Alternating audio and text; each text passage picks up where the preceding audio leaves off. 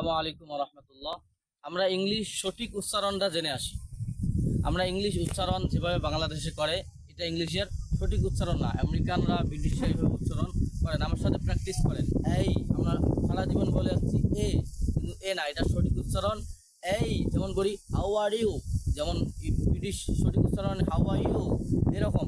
আমরা এই কারণে ব্রিটিশ উচ্চারণ এবং আমেরিকান উচ্চারণগুলো বুঝি না। তা যাই হোক, আজকে আমরা সঠিক উচ্চারণটা শিখে আসবো।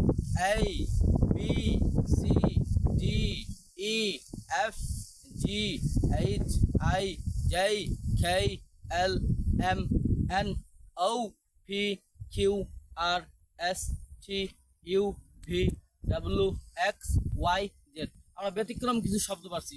এই, পি, টি, কিউ, এই শব্দগুলো ব্যতিক্রম। এই শব্দগুলো আমরা ঠিক করে নেব।